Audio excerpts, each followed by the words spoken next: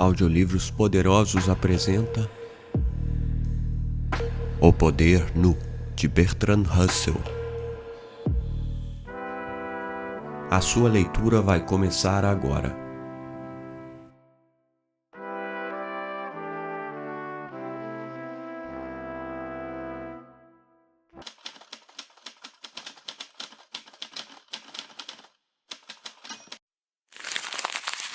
O Poder Nu.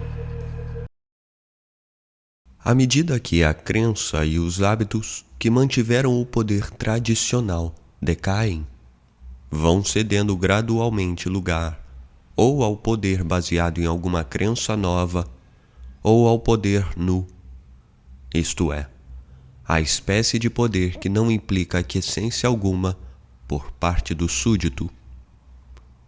Esse é o poder do carniceiro sobre o rebanho, de um exército invasor sobre uma nação vencida, e da polícia sobre os conspiradores desmascarados. O poder da Igreja Católica sobre os católicos é tradicional, mas o seu poder sobre os hereges que são perseguidos é um poder nu. O poder do Estado sobre os cidadãos leais é tradicional, mas o seu poder sobre os rebeldes é um poder nu. As organizações que mantêm o poder durante muito tempo passam em regra por 3 fases. Primeira, a da crença fanática, mas não tradicional, que conduz à conquista. Depois, a do assentimento geral ao novo poder, que se torna rapidamente tradicional. E, finalmente, aquela em que o poder, sendo usado agora contra todos os que rejeitam a tradição, se torna de novo nu. O caráter de uma organização sofre grandes transformações ao passar por essas fases. O poder conferido pela conquista militar deixa de ser, depois de um período maior ou menor de tempo, meramente militar. Todas as províncias conquistadas pelos romanos, exceto a Judéia, se tornaram logo leais ao império, deixando de sentir qualquer desejo de independência. Na Ásia e na África, os países cristãos conquistados pelos maometanos submeteram-se com pouca relutância a seus novos governantes. O país de Gales submeteu-se aos poucos ao domínio inglês, ao passo que a Irlanda não. Depois que os hereges albigenses foram sobrepujados pela força militar, seus descendentes se submeteram tanto interior quanto exteriormente à autoridade da Igreja. A conquista normanda produziu na Inglaterra uma família real que depois de algum tempo foi considerada como possuidora de um direito divino ao trono. A conquista militar só é estável quando seguida da conquista psicológica. Mas os casos em que isso ocorreu são muito numerosos. O poder nu, no governo interno de uma comunidade não recentemente submetida a uma conquista estrangeira, nasce de 2 circunstâncias diferentes. Primeiro, onde 2 ou mais doutrinas fanáticas lutam pelo predomínio. Segundo, onde todas as crenças tradicionais decaíram, sem que fossem substituídas por novas crenças, de modo que não há limites para a ambição pessoal. O primeiro caso não é puro, já que os adeptos de um credo predominante não estão sujeitos ao poder nu. Examinarei este ponto no capítulo seguinte, ao tratar do poder revolucionário. Limitar-me-ei por ora ao segundo caso. A definição do poder nu é psicológica, sendo que um governo pode agir a descoberto em relação a alguns de seus súditos e não em relação a outros. Os exemplos mais cabais de que tenho notícia, à parte os de conquista estrangeira, são os das últimas tiranias gregas e os de alguns dos estados italianos da Renascença. A história grega nos fornece, como num laboratório, um grande número de experimentos em pequena escala que são de grande interesse para os que estudam o poder político. Os governos monárquicos hereditários da época homérica chegaram ao fim antes do começo dos registros históricos, sendo sucedidos por uma aristocracia hereditária. Na altura em que começa a história digna de crédito das cidades gregas, havia uma luta entre a aristocracia e a tirania. Com exceção de Esparta, a tirania foi vitoriosa durante certo tempo em toda a parte, mas foi substituída pela democracia ou por uma restauração da aristocracia, às vezes sob a forma de plutocracia.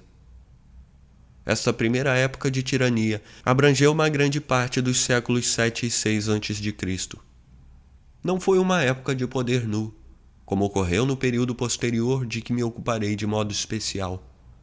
Não obstante, preparou o caminho para a desordem e a violência das épocas posteriores. A palavra tirano não implicava originariamente quaisquer qualidades más no governante, mas apenas a ausência de um título legal ou tradicional. Muitos dos primeiros tiranos governaram sabiamente, com o assentimento da maioria de seus súditos. Seus únicos inimigos implacáveis, regra geral, eram os aristocratas. A maioria dos primitivos tiranos era constituída de homens muito ricos, que compravam o poder e se mantinham mais devido a meios econômicos do que militares. Devem ser comparados mais aos medieis que aos ditadores de nossos dias. Os primeiros tempos de tirania foram aqueles em que a cunhagem de moeda passou a ser usada, sendo que isso teve o mesmo efeito quanto ao aumento do poder dos homens ricos que o crédito e o papel moeda em tempos recentes.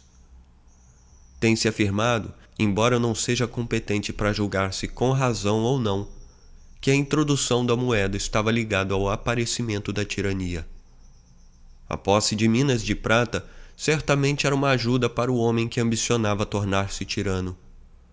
O uso do dinheiro, quando recente, perturba profundamente os costumes antigos, como se poderá ver em regiões da África que não se acham há muito sob domínio europeu.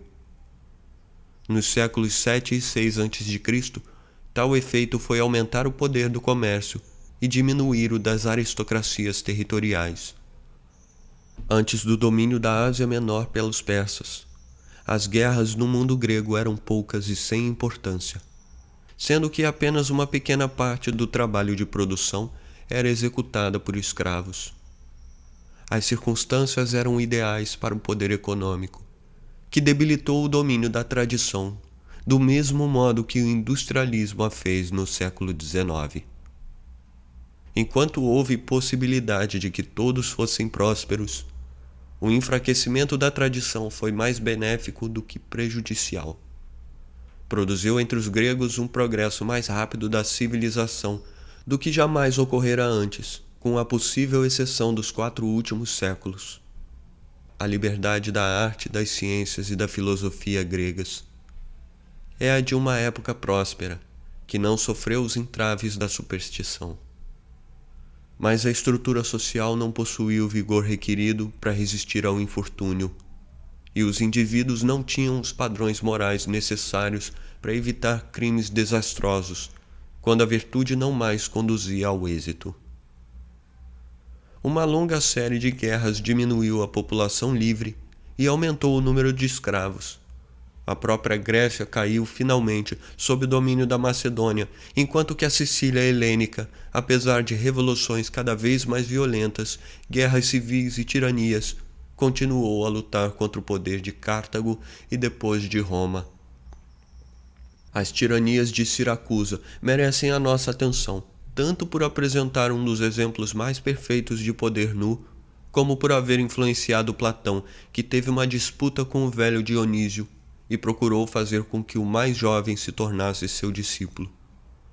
As opiniões dos gregos posteriores, de todas as épocas subsequentes, sobre os tiranos gregos em geral, foram grandemente influenciadas pelos contatos infortunados dos filósofos com Dionísio o Antigo e seus sucessores nos maus governos siracusanos. Abre aspas. A maquinaria da fraude, diz Grote, pela qual o povo era enganado e levado à submissão temporária, como um prelúdio da maquinaria da força, pela qual a submissão deveria ser perpetuada sem o seu assentimento, era coisa corriqueira entre os usurpadores gregos. Fecha aspas. Até que ponto as primitivas tiranias eram perpetuadas sem o assentimento popular é coisa sobre a qual pode haver dúvidas.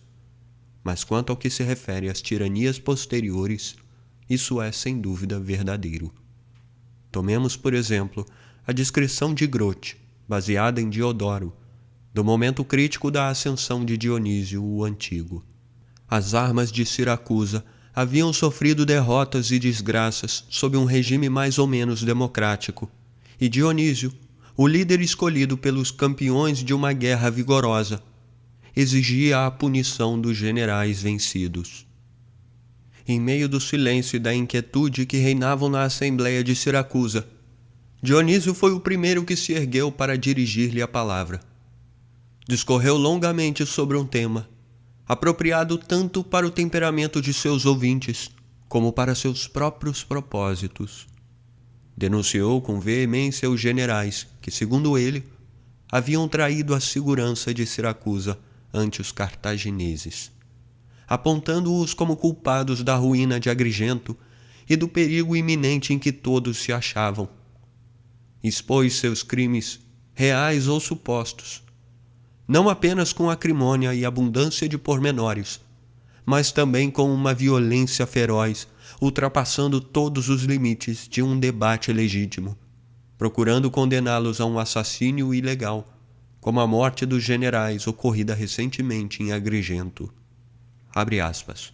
Tendes aí os traidores. Não espereis um julgamento ou um veredito legais, mas lançai mão deles, incontinenti, infligindo-lhes uma justiça sumária. Fecha aspas. Essa extorsão brutal era uma ofensa não só contra a lei, como contra a ordem parlamentar. Os magistrados que presidiam a Assembleia censuraram Dionísio como perturbador da ordem e o multaram, como a lei lhes permitia. Mas seus partidários acorreram ruidosos em seu apoio. Filisto não só pagou imediatamente a multa, como declarou em público que continuaria pagando durante todo o dia as multas semelhantes que pudessem ser impostas. E incitou Dionísio a que persistisse em tal linguagem que lhe parecia apropriada. O que começara como uma ilegalidade agravava-se agora com um desafio aberto à lei. No entanto, tão debilitada se encontrava a autoridade dos magistrados, e era tão veemente o alarido que se erguia contra eles na situação em que se achava a cidade, que não lhes era possível castigar ou fazer com que o orador se calasse. Dionísio prosseguiu em sua arenga em tom ainda mais inflamado, não só acusando os generais de haver traído corruptamente Agrigento, mas também denunciando os cidadãos mais destacados e ricos como oligarcas que exerciam um predomínio tirânico, que tratavam a maioria com desdém e se beneficiavam com os infortúnios da cidade. Siracusa, afirmou, jamais poderia ser salva, a menos que homens de caráter inteiramente diferente fossem investidos de autoridade.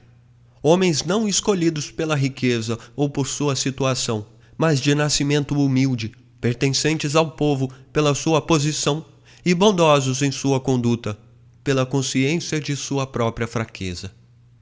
E assim se tornou tirano. Mas a história não se refere a nenhuma vantagem que os pobres e os humildes hajam tido com isso. Confiscou, é verdade, as propriedades dos ricos, mas foi aos seus guardas pessoais que ele as deu. Sua popularidade logo se dissipou, mas não o seu poder.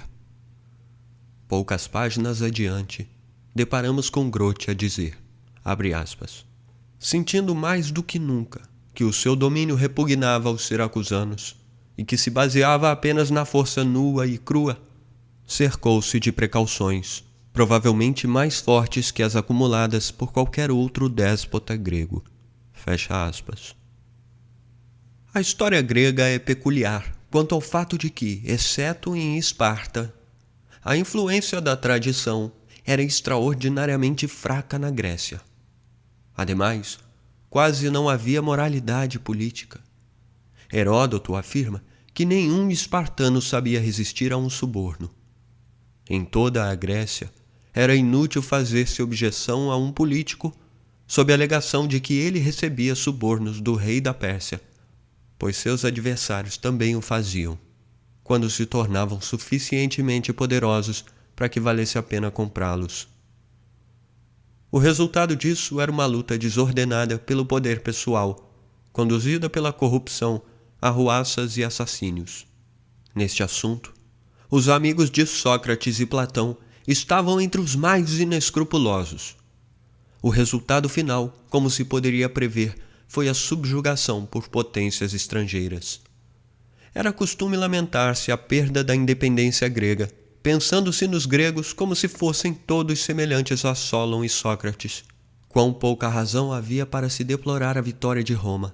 É coisa que só se pode ver pela história da Sicília helênica. Não conheço melhor exemplo do poder nu do que a carreira de Agatocles, contemporâneo de Alexandre o Grande, que viveu de 361 a 289 a.C. e foi tirano de Siracusa durante os últimos 20 anos de sua vida.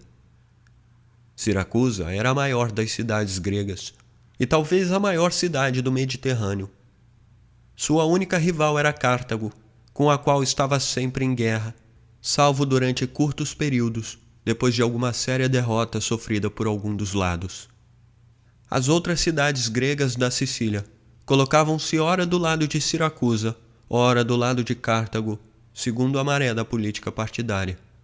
Em cada cidade, os ricos eram a favor da oligarquia e os pobres da democracia. Quando os partidários da democracia saíam vitoriosos, seu líder habitualmente conseguia converter-se em tirano. Muitos dos que pertenciam ao partido derrotado seguiam para o exílio e uniam-se aos exércitos das cidades em que o seu partido estava no poder. Mas o grosso das forças armadas consistia de mercenários, na maioria não helênicos. Agatocles era um homem de origem humilde, filho de um oleiro. Devido à sua beleza, tornou-se favorito de um rico siracusano chamado Demas, que lhe deixou todo o seu dinheiro e com cuja viúva ele se casou. Tendo-se distinguido na guerra, pensava-se que ele aspirasse à tirania. Foi por conseguinte exilado, transmitindo-se ordens para que fosse assassinado durante sua viagem. Mas ele, prevendo tal coisa, mudou de roupa com o pobre homem que foi morto por equívoco pelos assassinos mercenários. Formou então um exército no interior da Sicília, o qual atemorizou tanto os siracusanos que estes fizeram um tratado com ele. Foi readmitido e jurou no templo de Ceres que nada faria em prejuízo da democracia. O governo de Siracusa parece ter sido, nessa época, uma mistura de democracia e oligarquia. Havia um conselho constituído de 600 membros, escolhidos entre os homens mais ricos. Agatocles esposou a causa dos pobres contra a dos oligarcas. No decurso destes últimos, ele sublevou os soldados e fez com que os 40 fossem assassinados, dizendo que havia uma conspiração contra a sua pessoa. Conduziu depois o exército para a cidade, ordenando-lhe que saqueasse todos os 600. Os soldados assim o fizeram, massacrando os cidadãos que saíam de suas casas para ver o que estava acontecendo. No fim, um grande número de pessoas foi assassinado pelos soldados que se entregavam à pilhagem. A respeito, diz Diodoro, abre aspas, não havia segurança para os que fugiam para os templos sob o abrigo dos deuses. A piedade para com os deuses, pelo contrário, foi esmagada e calcada aos pés pela crueldade dos homens. Os gregos lutavam contra os gregos em seu próprio país, os parentes contra os parentes em tempo de paz, sem consideração alguma pelas leis da natureza, ou pelas ligas, ou pela reverência devida aos deuses, sendo tudo isso audaciosamente cometido. Ante uma tal situação, não apenas os amigos, mas os próprios inimigos, bem como todos os homens sensatos, não podiam deixar de sentir piedade pela miserável condição desse povo infortunado. Fecha aspas. Os partidários de Agatocles passavam o dia entregues à matança, e à noite voltavam a atenção para as mulheres. Depois de 2 dias de massacre, Agatocles reuniu os prisioneiros e os matou a todos, com exceção de seu amigo Dinocrates. Reuniu depois a assembleia, acusou os oligarcas e disse que expurgaria a cidade de todos os amigos da monarquia, e que ele próprio iria retirar-se para a vida privada.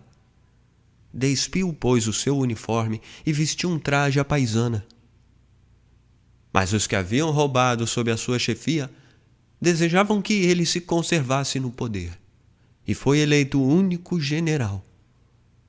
Abre aspas. Muitos dos mais pobres, dos que tinham dívidas, ficaram muito satisfeitos com essa revolução. Fecha aspas. Pois Agatocles prometeu a remissão das dívidas e a repartição das terras entre os pobres. Depois disso, agiu com moderação durante algum tempo. Na guerra, Agatocles era engenhoso e bravo, mas temerário.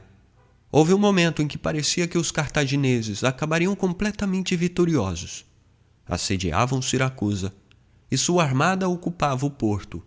Mas Agatocles, com um grande exército, partiu para a África, onde queimou seus navios para evitar que estes caíssem nas mãos dos cartagineses. Temendo uma revolta em sua ausência, levou consigo crianças como reféns. Depois de algum tempo, seu irmão que o representava em Siracusa exilou 8.000 adversários políticos que contavam com a amizade dos cartagineses. Na África, Agatocles foi a princípio surpreendentemente bem-sucedido.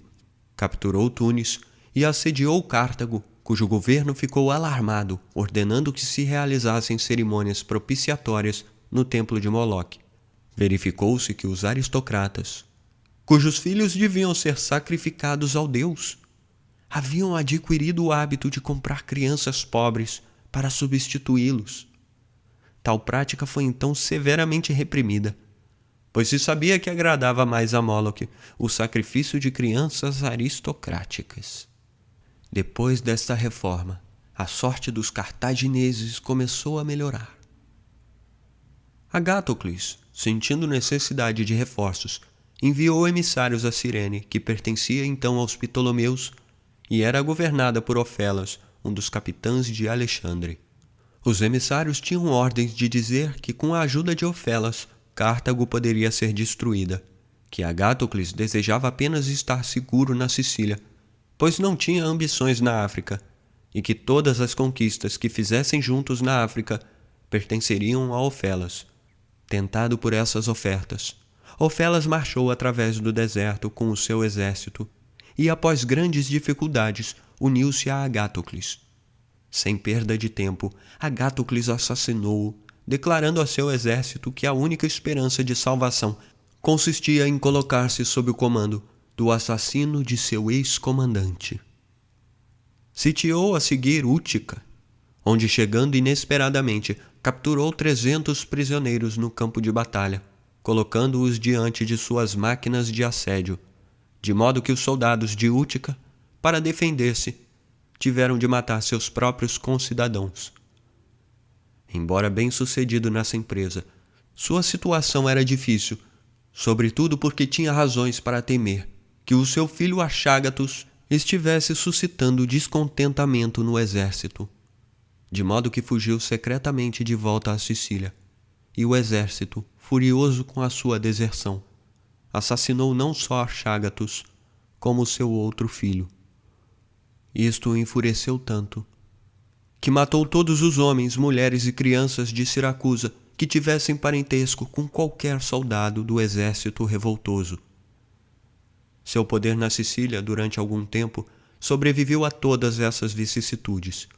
Capturou a Egesta, matou todos os indivíduos do sexo masculino mais pobres da cidade e torturou os ricos, até que revelassem onde suas riquezas estavam escondidas.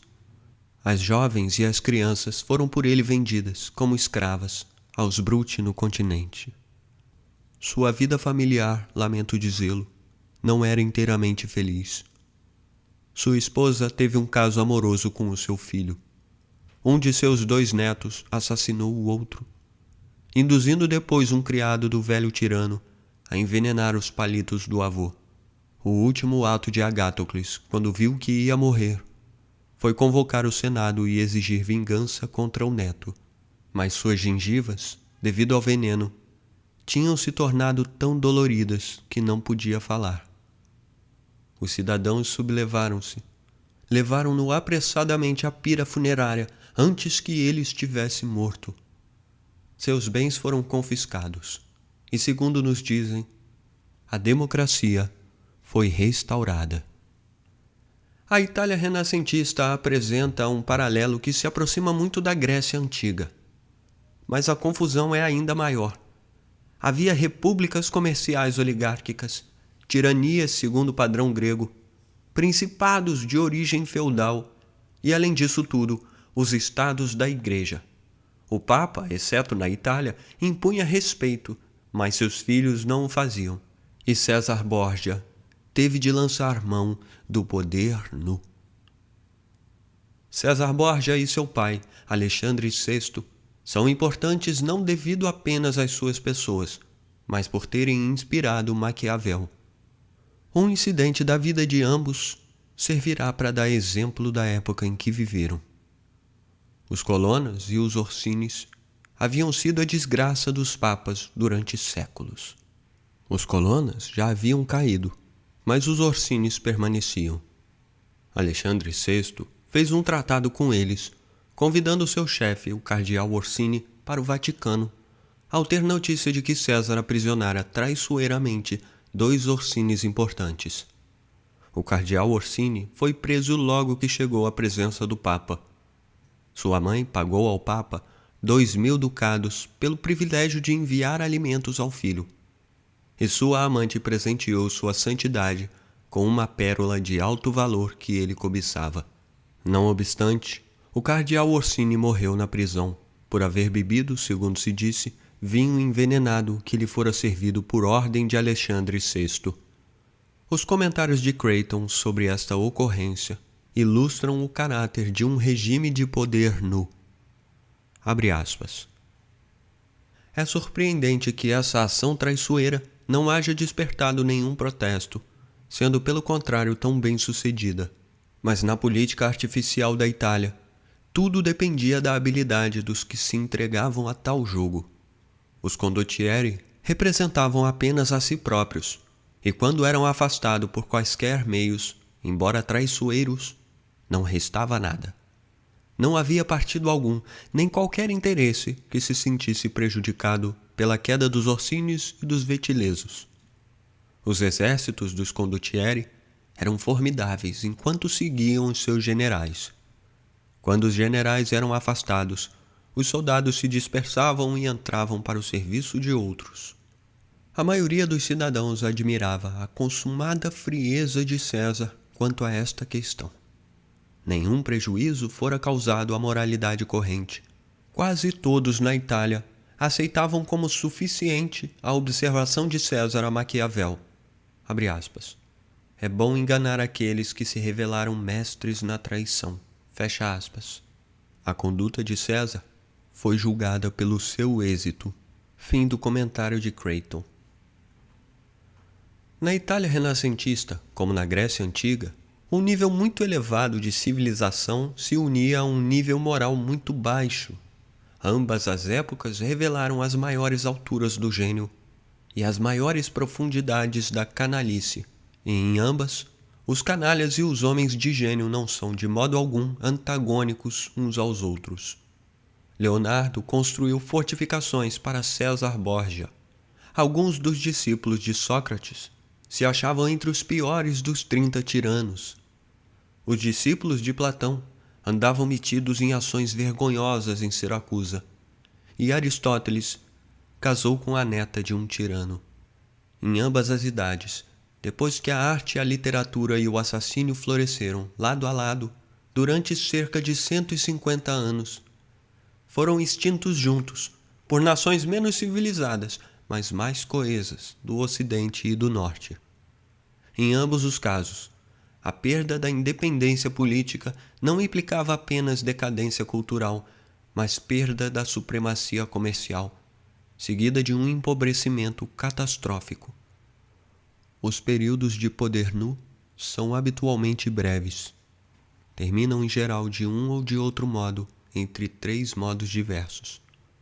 O primeiro é a conquista estrangeira, como nos casos da Grécia e da Itália que já foram por nós examinados. O segundo é o estabelecimento de uma ditadura estável, que logo se torna tradicional. Disso, o exemplo mais notável é o Império de Augusto, depois dos períodos das guerras civis, de Mário até a derrota de Antônio. O terceiro é o advento de uma nova religião, empregando-se a palavra em sua acepção mais ampla. O exemplo mais óbvio disso é a maneira pela qual Maomé uniu as tribos da Arábia, anteriormente inimigas. O reinado da força nua nas relações internacionais, depois da Grande Guerra, poderia ter terminado com a adoção do comunismo por toda a Europa, se a Rússia dispusesse, na ocasião, de um excedente exportável de víveres. Onde o poder é nu, não só internacionalmente, mas no governo interno de estados separados, os métodos de adquirir poder são muito mais implacáveis do que em outras partes. Este tema foi tratado de uma vez por todas por Maquiavel. Tomemos, por exemplo, o seu relato laudatório das medidas adotadas por César Borgia, a fim de proteger-se no caso da morte de Alexandre VI. Abre aspas. Ele decidiu agir de 4 maneiras. Primeiro, exterminando as famílias dos senhores a quem havia expoliado, a fim de afastar esse pretexto do Papa. Segundo, conquistando para si todos os grandes senhores de Roma, para poder dobrar o Papa com a sua ajuda. Terceiro, convertendo o colégio mais para o seu lado. Quarto, adquirindo uma tal quantidade de poder antes que o Papa morresse, que lhe permitisse resistir com suas próprias medidas ao primeiro choque. Dessas 4, tinha realizado 3 por ocasião da morte de Alexandre, pois matou tanto os cavaleiros espoliados, quantos foram aqueles sobre os quais conseguiu deitar a mão, sendo que poucos escaparam. Fecha aspas. O segundo, terceiro e quarto desses métodos poderiam ser empregados a qualquer tempo, mas o primeiro chocaria a opinião pública num período de governo ordenado. Um primeiro-ministro inglês poderia esperar consolidar a sua oposição mediante o assassínio do líder da oposição. Mas onde o poder é nu, tais restrições morais se tornam inoperantes. O poder é nu quando os seus súditos o respeitam somente porque se trata de um poder, e não por qualquer outra razão. Assim, uma forma de poder que tenha sido tradicional se torna nua logo que a tradição deixa de ser aceita. Segue-se daí que os períodos de pensamento livre e de crítica vigorosa tendem a transformar-se em períodos de poder nu. Foi assim tanto na Grécia como na Itália durante a Renascença. A teoria adequada ao poder nu foi exposta por Platão no primeiro livro da República, pela boca de Trasímaco. Este ficou agastado com Sócrates devido às suas amáveis tentativas para encontrar uma definição ética de justiça. Abre aspas. Segundo a minha doutrina, diz Trasímaco, a justiça é simplesmente o interesse do mais forte. Fecha aspas. E prossegue, abre aspas.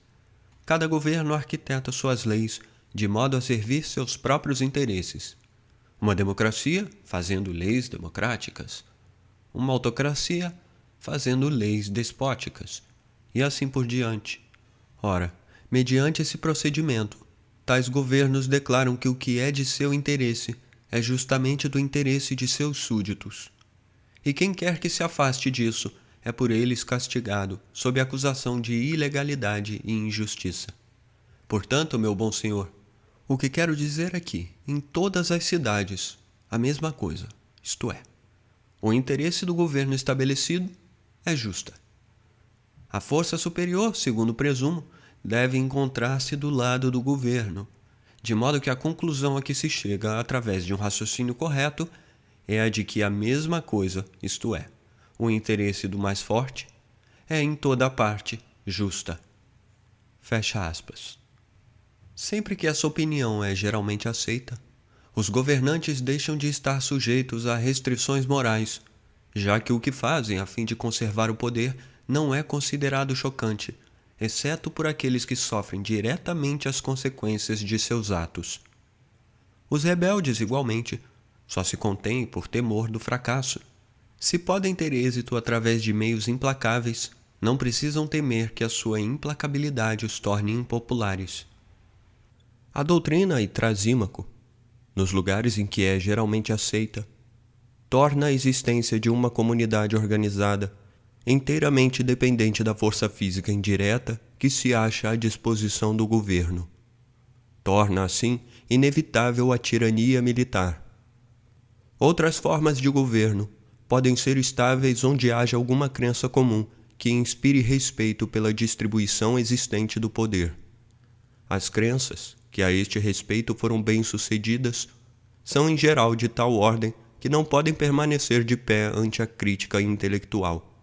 O poder, em várias épocas, limitou-se com assentimento geral às famílias reais, aos aristocratas, aos homens ricos, aos homens em oposição às mulheres e aos brancos em oposição aos homens de qualquer outra cor. Mas a difusão da inteligência entre os súditos fez com que estes rejeitassem tais limitações, e os detentores do poder viram-se obrigados a ceder ou a confiar na força nua. Para que um governo ordenado possa contar com o consentimento geral, deve ser encontrado algum meio de persuadir a maioria da humanidade a que aceite uma doutrina diferente da de Trasímaco. Deixo para um capítulo posterior as considerações sobre os métodos de se conquistar o consentimento geral quanto a uma forma de governo por outra maneira que não a superstição, mas a essa altura são oportunas algumas observações preliminares. Em primeiro lugar, o problema não é essencialmente insolúvel, pois que já foi solucionado nos Estados Unidos. Dificilmente poderia dizer-se que foi resolvido na Grã-Bretanha, já que o respeito pela coroa tem sido um elemento essencial da estabilidade britânica. Em segundo lugar, as vantagens de um governo ordenado devem ser compreendidas por todos. Isso implica habitualmente a existência de oportunidades para que os homens enérgicos se tornem ricos ou poderosos por meios constitucionais.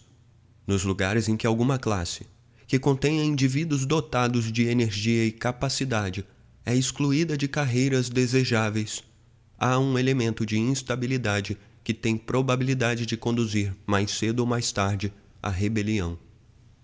Em terceiro lugar, haverá a necessidade de alguma convenção social deliberadamente adotada no interesse da ordem e que não seja tão flagrantemente injusta a ponto de despertar uma oposição generalizada.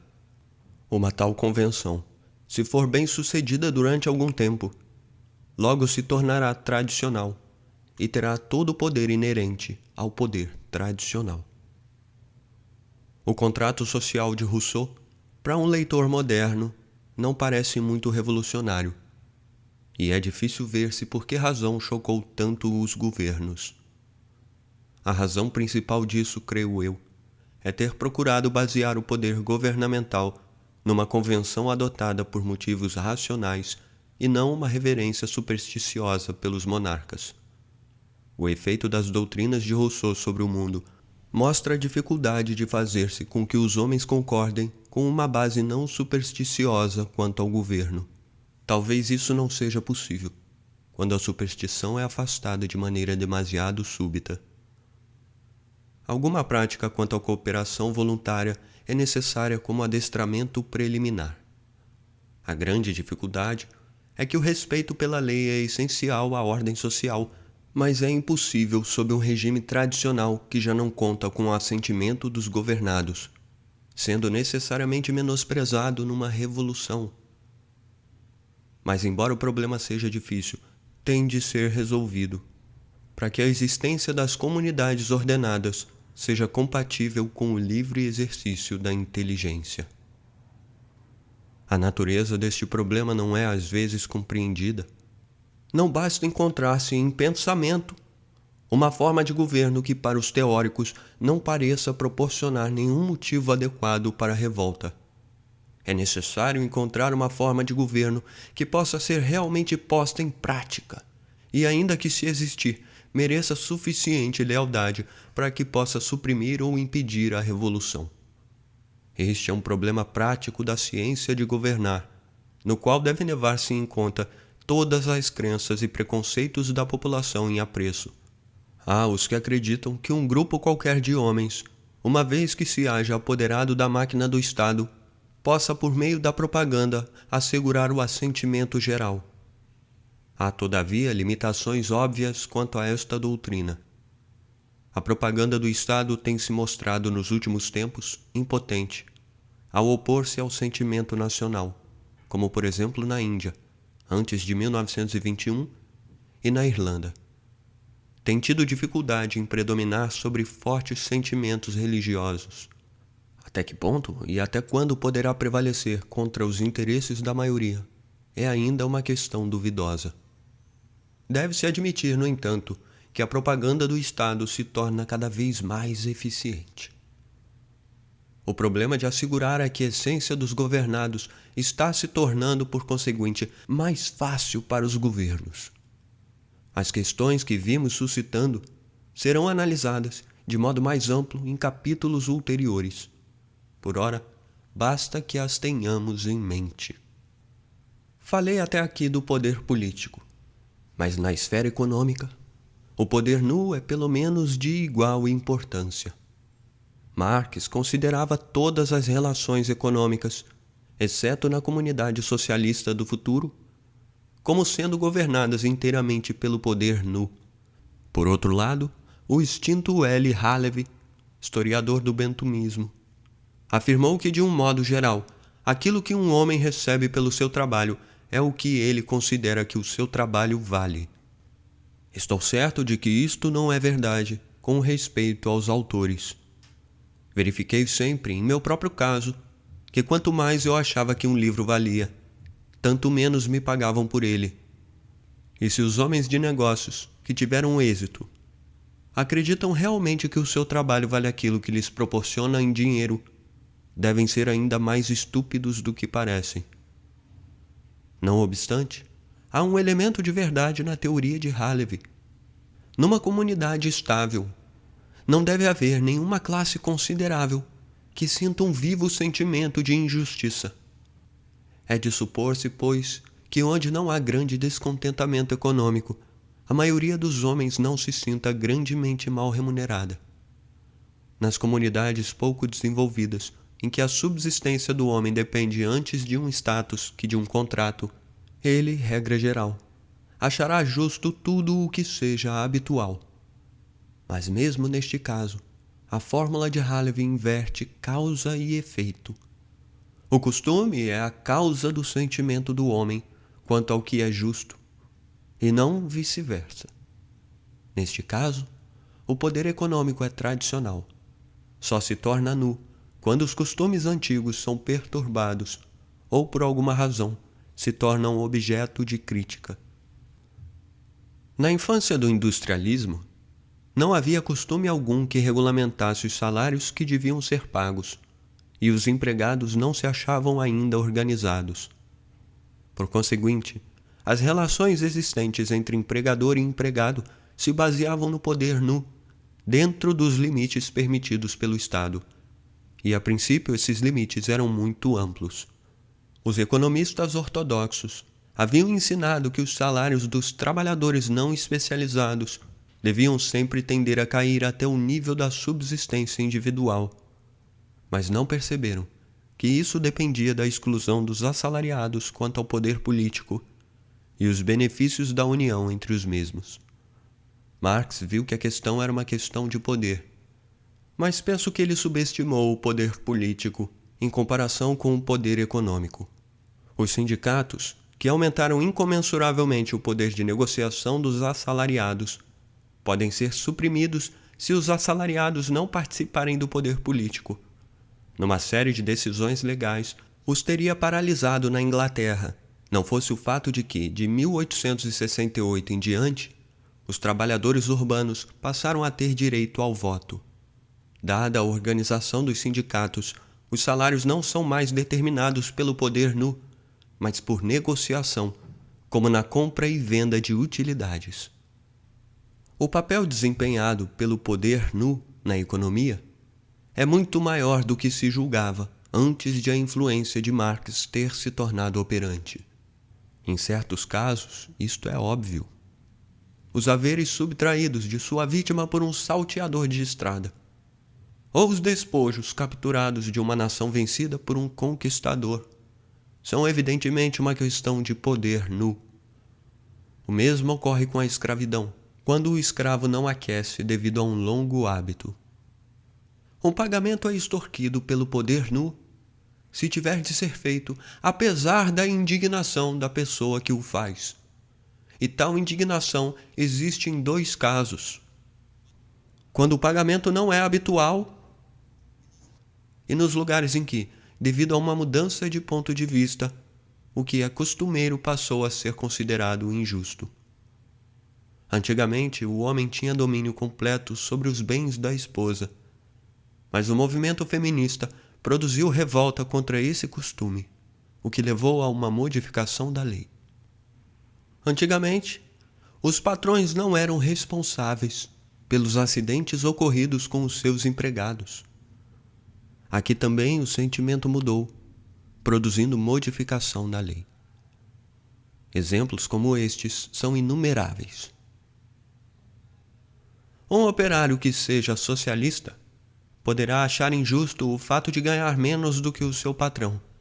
Neste caso, é o poder nu que o obriga à aquiescência. O antigo sistema de desigualdade econômica é tradicional e não desperta por si só indignação, salvo naqueles que se sentem revoltados com a tradição. Assim, à medida que se difunde o ponto de vista socialista, o poder do capitalista se torna mais nu. Um caso análogo é o da heresia e o do poder da Igreja Católica. Há, como vimos, certos males que são inerentes ao poder nu, em oposição ao poder que conquista a aquiescência. Por conseguinte, o aumento da opinião socialista tende a tornar o poder capitalista mais prejudicial, exceto na medida em que a sua implacabilidade possa ser mitigada pelo medo.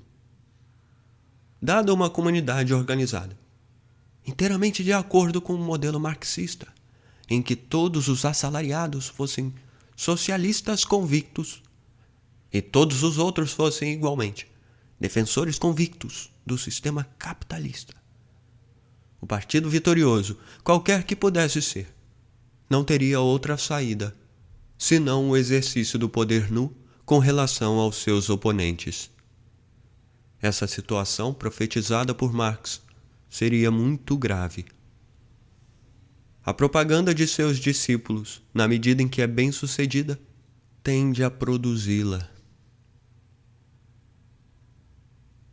A maioria das grandes abominações na história da humanidade está relacionada com o poder nu. Não apenas as que estão associadas com a guerra, mas outras igualmente terríveis, embora menos espetaculares.